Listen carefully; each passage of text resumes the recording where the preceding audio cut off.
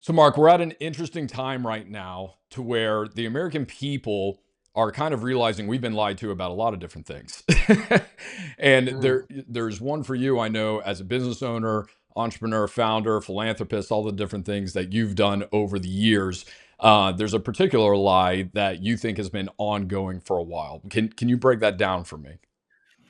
Well, first of all, I think it starts with that 70% of Americans can't write a check for $1,000, Stephen. Yes. But more It's a bad importantly, one. for people that are doing the right things, they've got good jobs, they're paying their taxes.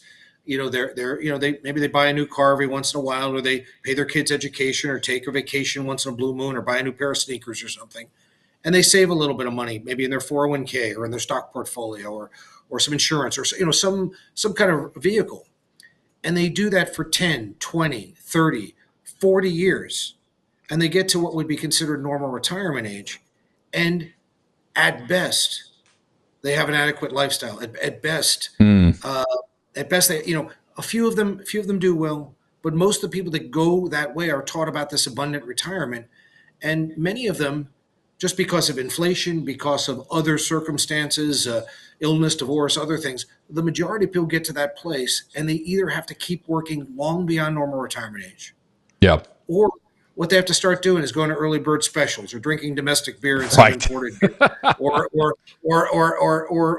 going into one car, or making choices from scarcity rather than abundance. Mm, And I think they've been lied to that you can save your way to multi-generational wealth. oof. And so, as a firm, create multi generational wealth and a life by design. The thing that makes me sad is that there's tools, techniques out there to help people create multi generational wealth. And the idea is that they're not listening to it, that a lot of the tools that they use and a lot of the strategies are generally good for the government, good for financial institutions, but not really the way that people can create multi generational wealth. Right. And then on top of that, what's even sadder to me is that I think that people should aspire, and not everybody can do it. I'm not, I'm not, it's not a utopian world, Yeah. but I think most people should aspire to also a life by design. Hmm. When you talk to somebody who's entrepreneurial or has a life by design, Stephen, and you ask them, tell me about your work life balance. They look at you like you got six heads. They go, what do you mean a work life balance? I go from one thing I love to something I love more to something I love more than that. And Right. I help try to design a life that not only do I never have to retire from, I never even have to take a vacation from it, because I'm always in elegance and excellence, and in creation and fascination mode. And so too many people, I think, not only creating multi-generational wealth, but they're having lives where they're grinding it until 50, 60, 70 years old, and the pot at the end of the rainbow is not there for most of them. Yeah, I like the term that I like a lot of people are coming up with is the element, especially if you're an entrepreneur. It's work life integration. It's not just Right. work life balance because especially if you're somebody. I mean, you could be entrepreneurial. You could be somebody who just has a flexible schedule. You're even seeing this with people who work from home, right? It's like how do we bring together in these this digital workforce, so to speak, that doesn't have to be constrained to an office. And then maybe your kids are off school one day, but you can still get some work done. It's like, what does that look like? And you're right. We haven't been trained. Like we just got thrown this, primarily in COVID. Some people were working digitally, but you had this massive wave of it. And people were just caught with their pants down and totally unaware of like how to manage their time and integrate all of that. So yeah, the work life balance, I think, is kind of going out the window there. And work life integration is definitely something we're looking at. I love that. Real quick, I have a question because this comes up a lot whenever I'm talking to prospective clients from my mastermind and some of the ones I have in there. Can you define what generational wealth is from your perspective? Because so many people come to me and they're like, one of my goals is to build generational wealth. And I'm like, great, that's not a goal, that's a wish. Like, how are we defining that for you? Is that by a certain number amount of cash flow every month? Is that a net worth number? Like, we have to quantify that somehow. So, when Well, somebody I comes think to you and simply it says, says is that Stephen, for you, is that if you have enough wealth, that not only do your kids not have to worry about money, but neither do your grandkids. That's multi generational wealth. But We have great. how do you get people to figure out what that looks like? Because I could go buy a plot of land with a couple double wide trailers and they could technically live out there, right? So do you walk the clients through like, tell me what kind of Yeah, I lifestyle think you it's a want to enable them combination. to I think it's a live? How do you do that? combination of things. I think it's a combination of things, but in my world, it's about ARR. It's Okay. about annual recurring revenue. Yep. And I think the idea is that ultimately, what I find particularly business owners do sometimes is they'll sell their business for what they think is a very big number, and it is. Hmm. But then by the time they pay the tax on it, and maybe there's some debt on the business or some other things are there, Gets a little and then down. they sit back and they'll go, "Hey, I'll pick a number. I was making $1 million a year, and and after I paid the tax and everything, I got an extra $4 million from the sale or 5 million from the sale, and that's not enough to generate enough $1 million a year of income. No. And so if you've got $1 million of income, either earned or unearned, that's like having $20 million in the bank earning 5%. Got it. That's a great way to And look at it. and so the way I look at it, so the asset value is a value, particularly if you can monetize it. But I think ultimately, I think it's a combination of factors. But I look at it more from the annual recurring revenue and what can we Mm. count on, almost like a paycheck. And one of the things we have done is, in fact, the third book I wrote last year was a number one Amazon bestseller, and the book I'm writing right now is Our Pyramid to Multi-Generational Wealth, When and is that showing one coming people out? step by step. I'm probably about 80% done with it. I'm never happy with it. I'm Yeah. it's never gonna be done, but I'm gonna hopefully have that done by maybe the second quarter, so I Okay. can get it out either. I can Well, get it we'll link out the either in the first fourth book for quarter. anybody looking for it. The link will be in the show notes for the first one. You can keep an eye out for the next one. Well, I'd recommend that the first one I did 10 years ago was on mergers and acquisitions. This last one, The Ultimate Investment, that was out last year, was the third book. So that would Hmm. be great. I'd love for people to hear what they think about that. But I think that's what I think about multi-generational wealth. And I think, Okay. remember, it's different things for different people. It's almost like when you do retirement planning. I mean, we have some clients that spend a couple of $1 million a month, and that's their lifestyle. And to create multi-generational wealth, they need enough income to produce a couple of $1 million a month to do it.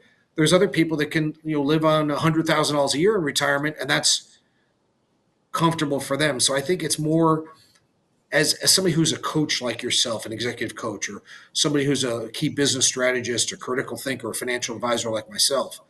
I think ultimately it's for us to know your client and to Hmm. figure out what they want to accomplish and what they're willing to do to go do that. But the technology's out there to do anything you want to do, and the impossible is possible every time.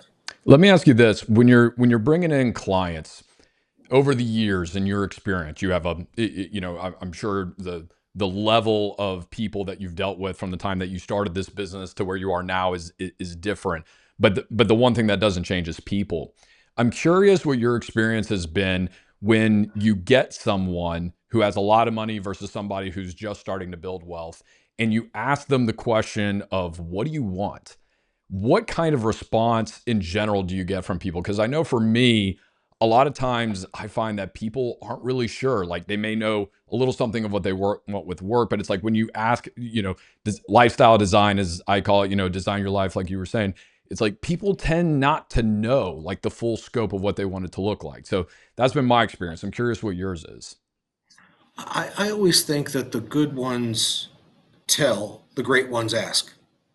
And so Ooh, I the like that. idea is, I think that ultimately, I think with people, many people don't know, or where they are right now, that thinking evolves over time, Yeah, to create a bigger, better future.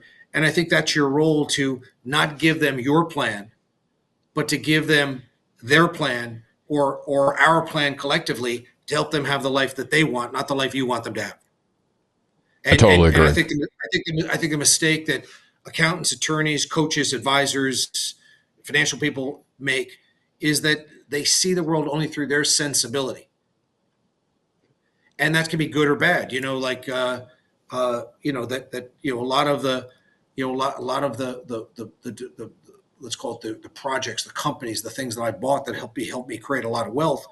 I had people say, "Oh, well, you're going to take on some debt to do that." Now, I'm not interested in debt, and Mm, so my strategy wouldn't have been good for them. yeah. Or other times people, are, out over their skis, and you've got to really reel them in. And I think that's the art of what you do so well. But it always comes about mindset.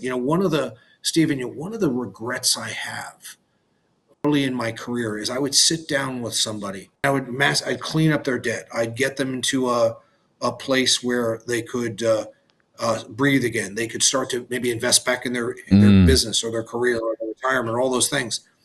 But what I realized is if they didn't have great values around money, if I went into somebody and I helped them double or triple or quadruple their income, what I didn't do is I didn't double or quadruple their problems. I like 10x their problems because they still had bad values around money. Yep. It's almost like why I think that for instance, rehabs, rehabs are changing with, say, drug addiction or alcohol addiction. They're changing from saying, hey, let's get somebody in there for 30 days and dry them out and get them off drugs or alcohol. But if they don't have the tools in place to deal with that issue once they get out, I don't know what the numbers are. I don't have them in front of me, but the overwhelming number of people go through that type of program, relapse immediately or very quickly into the old habit. Well, I have one that's pretty bad. I mean, the notorious one, right, is Alcoholics Anonymous, AA, and they have I believe a 12% success rate, and it's like that's terrible, right? Is alcoholism, so unbeatable? And the answer to that is no. And the thing I love about what you said is the fact that it comes down to values, which what does values turn into? Well, values turn into identities. And the identities that we place on ourselves. I'm a father. I'm an entrepreneur. I'm a Bucks fan, not a great season for us. It was okay, but whatever. But, but it was like, these are we have multiple different identities, and then how we rank those identities is also really important. And this is something that's constantly in a state of flux. When I come home, I shift my identity back to being a dad. When I'm out speaking somewhere, hey, I'm a keynote speaker, I'm a whatever. So it's like those values and those identities all tie into our, what I call our why, the things that drive us, right? And I love what you said. It's like you can throw as much money as you want. If there's a fire, it's just going to burn up. It's like you've got to put it out before you can really start to build something worthwhile. Otherwise, like you said, it compounds the problem. It actually makes it worse. So that was fascinating. What are some of the things that you do with someone when you want to help them shift some of these values? What are some of the questions you ask or resources that you point them towards? Well, again, I think that that people don't only lie to you; they lie to themselves. Oh, absolutely. In terms of the things that are there, and so I just think that if you have somebody that wants to create multi-generational wealth and a life by design, you have to want it. Meaning, it sounds like a good idea, but one of the things I say to my partners all the time, Stephen, my younger partners, I always say to them, is what are you willing to do that you're not doing now to have what you don't have? Sacrifice. Love it. And be able to, it doesn't, and sometimes it's not always sacrifice. It's more like discipline and focus and falling in love with the mundane and doing the things that are there. And I think also, that you can't want something. Like I remember my kids when they have personal trainers for sports and stuff like that. And I remember my one son, I was coming home from work one day. I don't want to mention which kid it was, but like I saw the trainer, they were running together, and the trainer was literally grabbing him by the wrist and dragging him down the street. I go, I stopped the sessions that day. I go, why would I torture this kid? Why would I waste my money with somebody that didn't want it? Where I had another kid that, what do you mean the training's only an hour? I want the training to be all day, kind of deal. And I think that ultimately it's something that you have to want. And if you want it, we can help you get it every time. It works almost every time, if not every time. And I also think that, part of the things you talk about, values or characteristics, but one of the interesting projects I did, probably, I can't remember exactly, 10 years ago, 12 years ago, maybe it was 15 years ago.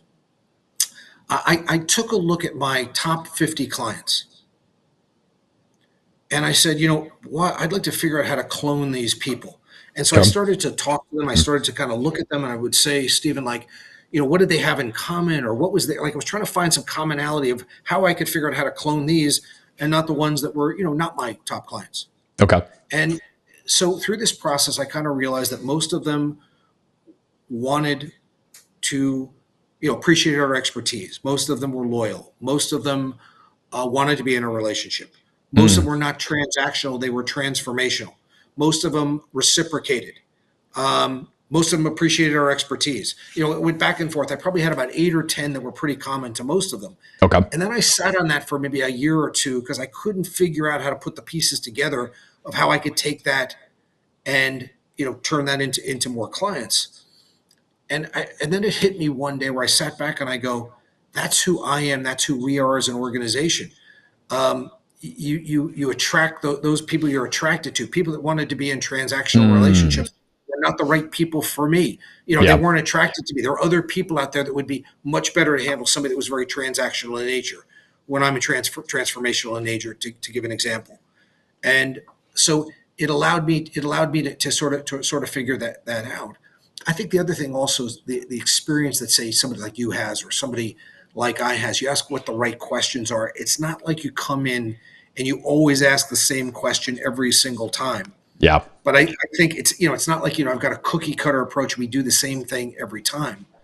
But I think it really starts out with really trying to understand who people are and how they think.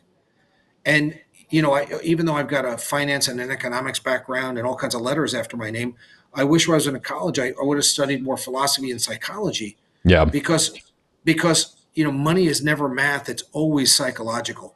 Absolutely. Decisions are always made psychological in terms of the stuff. And you need to know, when you're talking to somebody, you need to know that uh, their grandfather had committed bankruptcy and ruined the entire family because that affected, you can't just look at the facts like on a piece of paper and go, this is Right. it, because that decision or their past or what happened, you've got to get through that It's before true. you can get to what they really want to do. And I also think that, if you ask what my superpower is, you have to see people where they are.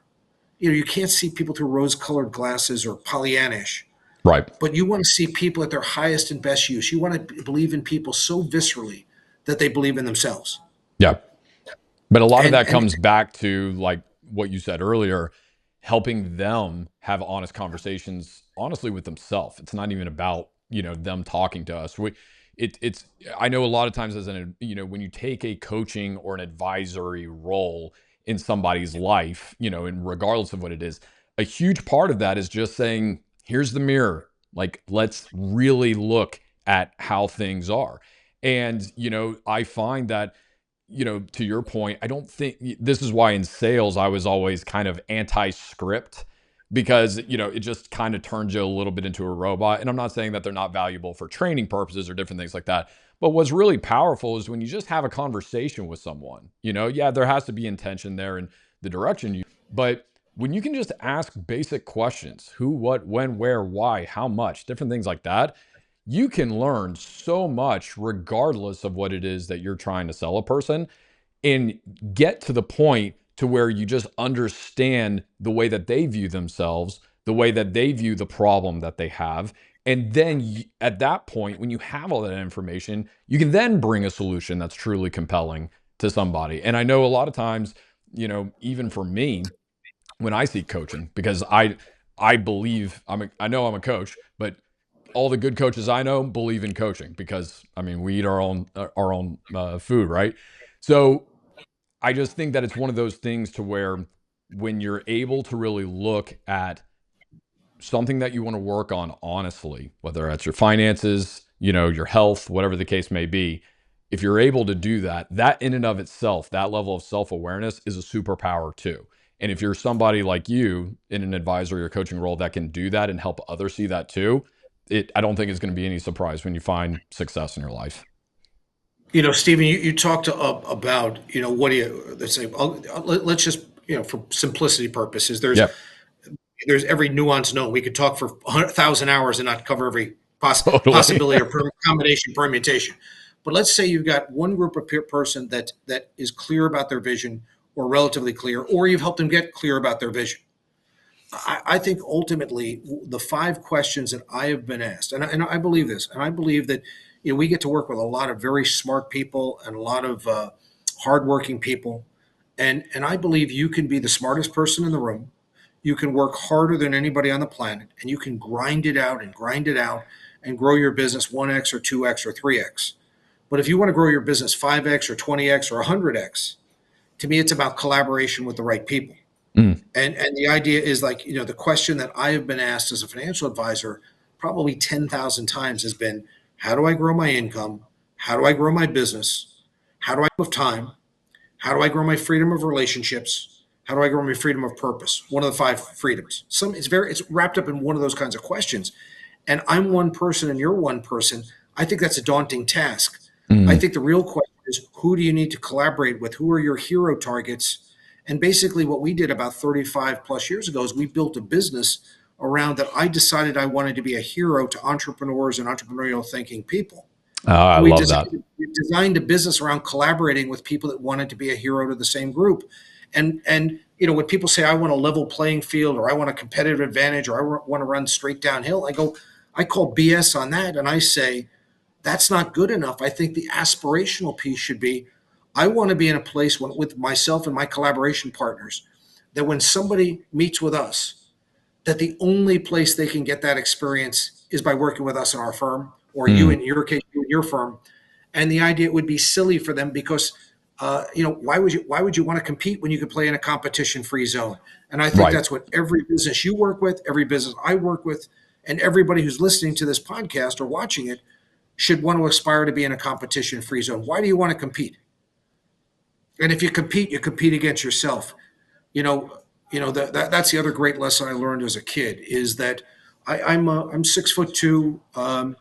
I've got a vertical leap of about 3 inches. Maybe a little better in high school. I was a pretty good high school basketball player. Played with some guys that were, one guy was in the NBA. A couple guys played Major League Baseball. Won a national championship as a running back in football. We had Mm. some good athletes on the team, and that was not. I didn't play the game above the rim, and but I got the most out of my ability that I possibly could. Not a Mm. star, but somebody who did all the little things, scored back throws, did all the things you need to win. And so when I left there, I thought I had gotten everything out of my ability. So I realized I wasn't competing against those guys who could jump out of the gym, who had futures in college and in the pros. Mm. Uh, but what was so freeing about that is it allowed me to be a cheerleader for everybody else. Meaning, Yes. if something good happens to me, I want something great to happen to you, Stephen. If I've got $1, I hope you have $1,000. Yeah. And truly mean it from a place where I don't judge myself on how you do. I hope you're killing it because I'm gonna do be the very best version of me that I can, and it's so freeing because the only question you have to ask yourself is, hey Mark, hey Stephen, did I do my very best? Yes. Yeah. And this is something that's an incredibly important element to life satisfaction, right? And that's just, being content. It doesn't mean you're satisfied, because a lot of times I think high performers really get that confused, and I understand why, but it's like there's a fine line between contentment and satisfaction. You can constantly be striving to be better. You can constantly be striving to improve yourself, whatever the case is. But me and my wife were having this conversation just recently. She went and was running a marathon, and running in general is not my superpower unless there's a ball involved, like what you were saying. Give me a basketball or something, football, ultimate frisbee. I can run all day for that, but you just tell me to run, and I'm like, oh my gosh, this is why we domesticated horses thousands of years ago, so we don't have to do this. But when it comes to that mentality of, I am grateful, I am content with what I do have, with the work that I have put into the life and the resources that are available to me. That is a superpower, because then that's when you can, remove the envy and the jealousy that comes with the FOMO of, when we're looking at our phones and everybody's posting their best life and best trip, and you feel, why am I not at that level? I think that's the weaponry that we need to fight that. And then that enables us to be a great friend, a great business partner, a great cheerleader for other people. Because I know for me, I have lots of friends that are way more successful than I am, and they love talking to me and I know this because they still call me to bring it up, right? They love talking to me about their wins in life because they know I'm not going to sit here and, whine about my situation, or I'm just going to cheer for them and be like, man, that's awesome. And then if there's any way I can help, I try to do it without asking for anything. And I think that for people, especially who are looking for some of those heroes, like what you mentioned earlier, one thing I would encourage people listening to this to do is, yeah, make that list of heroes, but know this, that number one, you do have to earn their time. But if you are able to get it, whether it's a mentor or a coach or whatever the case is, when you do, people who have worked hard to get somewhere normally love helping people that will put in the effort as well. So, what would you say to somebody who's like, listen, Mark, I get it. I would love to reach out to some heroes or some people to kind of help me out with some stuff, but I'm just not there yet, or I'm scared that they're going to judge me, or whatever the fear is that's preventing them from doing that. How would you encourage somebody to get past that? I would maybe answer it this way by saying something to the effect that one of the great things is when you help people have a breakthrough or have some clarity, and they've kind of laid out what's there. So when you sit with them and you go, "What if you could dot dot dot dot dot, and this would have this result dot dot," and they go, "I don't know. I never thought that was possible. Hmm. I never thought that I could be the person that could have that role or win that election or have that title or create that amount of wealth or help this many people or do those other things." And I think the great joy I think in the world is, even though we come from a different world working with many of the similar people, I think the idea is that ultimately um, you're improving the lives of all the people that you touch. Hmm. When I started Northeast Private Client Group a long time ago, I thought we'd be successful, or at least I hoped we would. I thought we'd make money, or at least I hoped we did. But this was really my vehicle to make other people's lives better. Hmm. And I think that people see that. They see who's transactional in it for the money, who's somebody that's got a few slick lines or a Yeah. few slick ideas and are out there, and who are the people that are going to be there to make a difference. And I used to worry about, as you continue to evolve in business, you realize, as I think you said at the top of the hour, was for most people, decisions are not who are successful, are not based around money. It's around time. It's always Hmm. around time and attention. Do you have the time and do you have the attention to do that? So you mentioned FOMO, the fear of missing out. I prefer the term JOYMO, the joy of missing out on things that are not the best use of your time, or things where things can be spent so much better. Absolutely. And I would also say with other people, if you asked me 10 years ago, or five, you would ask me, what are my regrets in life? I would say, I didn't marry. I got divorced, many years ago. I have two great kids from my marriage, but I always wished I had 4 or 5 kids if I had met the right woman at the right age and the right Hmm. time. And obviously, I married somebody that has 3 kids, so now I have 5 kids. Hmm. You can't tell whose kid is who because I yell at them all the same. Whether your last name is Murphy or DeMeo, That's right. um, and I beat on them and love them all the same. And but I think so that I can't complain about anymore. But the thing I wish for people watching this is that I spent a lot of time in my 20s and 30s, even into my early 40s, worrying about things. I worried about money. I worried about things going wrong. I was worried a lot. In fact, on a Friday afternoon, people wouldn't give me bad news because I would play it over and over in my head all Oh, weekend. wow. And the idea is I wasted a lot of time that could have been very productive or could have been joyous worrying about things. And by the way, most of the things I worried about, if the worst thing happened, what I did to myself was worse than what would happen if the bad thing Hmm. actually happened, which usually didn't happen. That's a And great so point. if you could go back to folks, with people, that how much better would my life, or how much energy, or what else could I have accomplished if I wasn't in my head on some, most of the time, nonsense kind of issue, which probably wouldn't have meant anything 5 years from now anyway.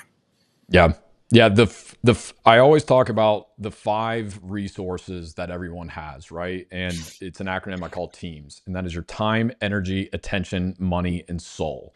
And the number one thing that is the biggest waste on all of those is exactly what you just said, worry, because it impacts every single one of those. Your time, obviously your energy, like that you were spending just freaking out about all potential things. And yeah, maybe sometimes it does happen, but did worrying about it help? No. So I think that's a very important point of what you're saying is that, hey, Hakuna Matata.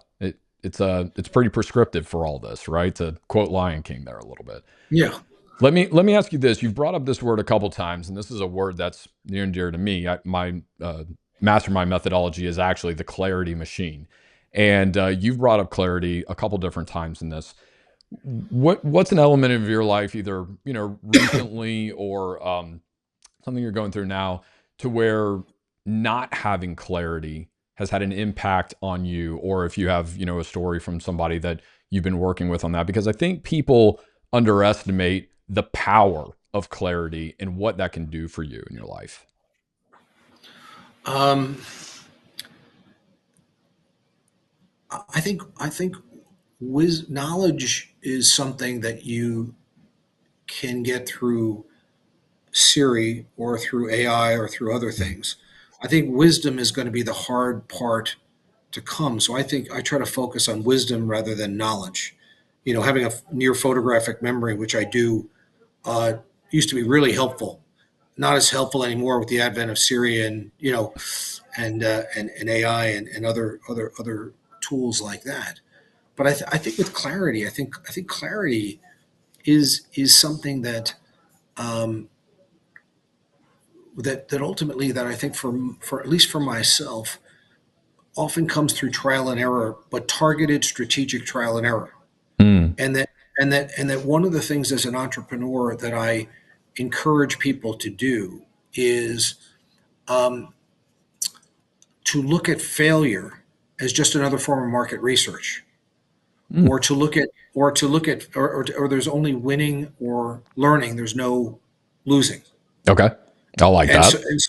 and so and so the idea is that for most people when they fail at something, it it knocks them down and may take them a long time to get back up, Yeah. or sometimes they never get back Hmm. up playing the game. And I think ultimately is, what did I learn from that that would allow me to have more clarity the next time I've done it? That ultimately, that sometimes, like being in the arena and learning, because I don't know about you, Stephen, but I don't learn a ton from my successes. I've learned more from my mistakes or from the things that I've done there, and it's Yep. allowed me to kind of recalibrate and then search for what clarity do I have about that I didn't have before. Yeah, that's What great. having as opposed to just continuing to do the same thing, thinking it's going to work this time when it hasn't worked before. And so I think that like as an example, I can go back almost 40 years before 35 years when, like for instance, CPAs were not licensed to be in the financial services industry. Oh And yeah. ultimately, and ultimately, I did some business with some of the small CPA firms and worked on those relationships for a number of years in my early 20s. And then probably around 95, when most of the states allowed CPAs to get into the financial services business, I had enough experience. I had my, as Malcolm Gladwell said, I had my 10,000 hours Mm. in working with accounting firms that allowed me to go hunt the big dog Okay. because I had experience going and doing that work. Oh, that's great. I remember, yeah, I remember, uh, you know, I remember in the year 2000, where you had, or with technology, where you had people in the tech field or the wireless space, which I sat on the board of a company that's done the two largest wireless deals in North American history.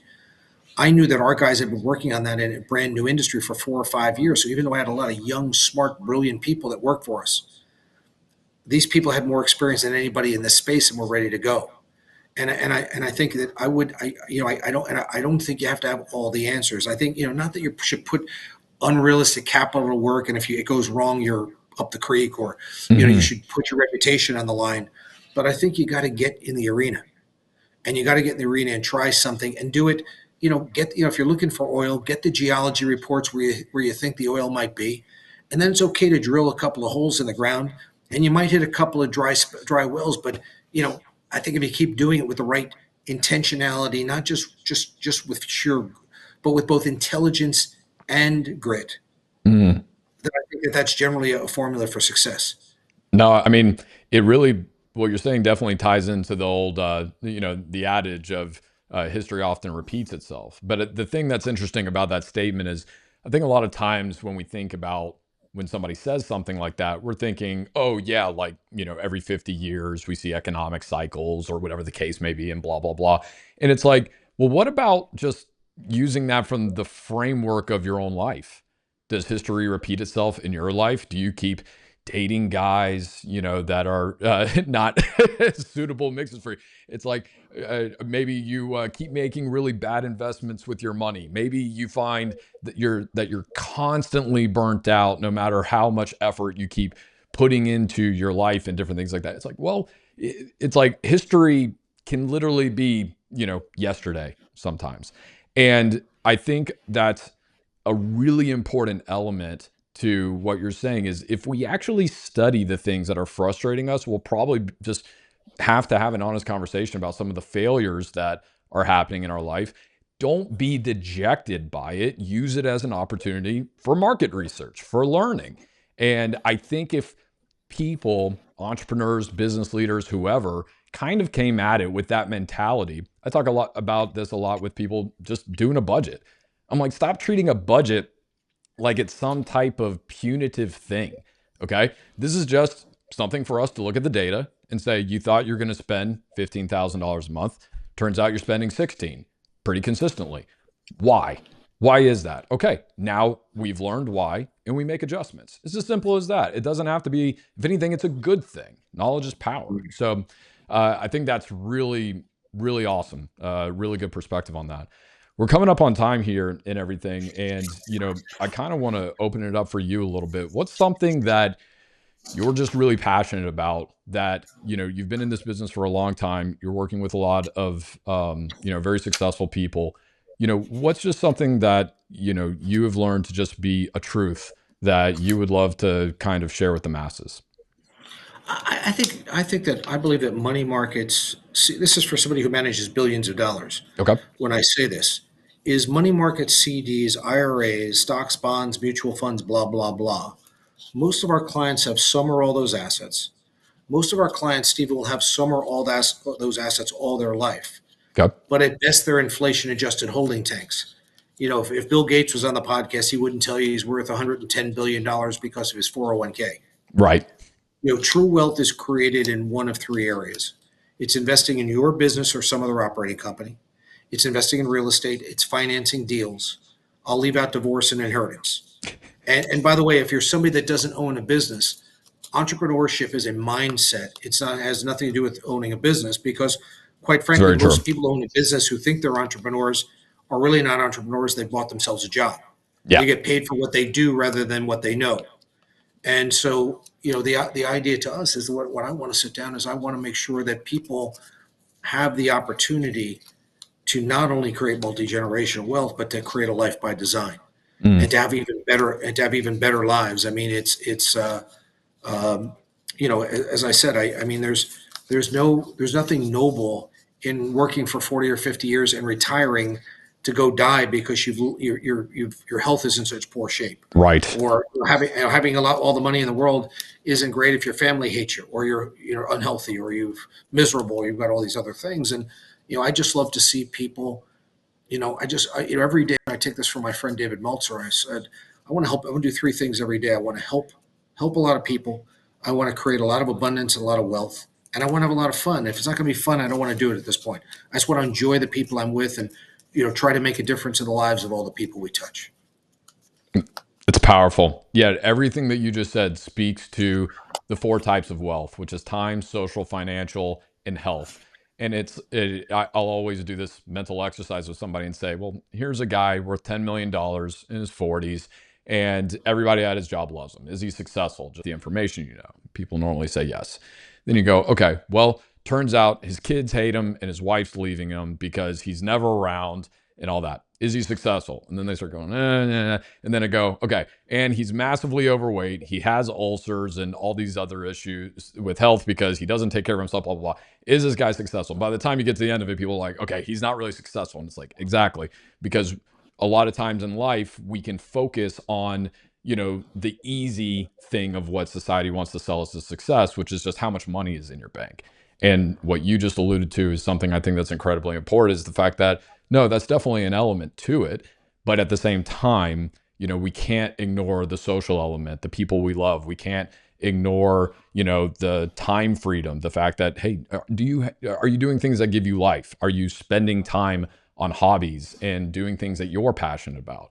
And then obviously taking care of your body. So I think it's an incredibly powerful message, and I'm glad that's what you ended up with. So, want to give you a chance. We talked about the books earlier. I'm going to have the third one, I believe you said, mentioned in the show notes.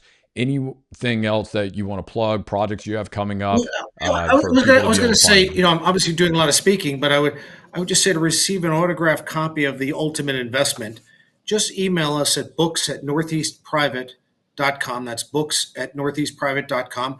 I'll send you a free copy of the book.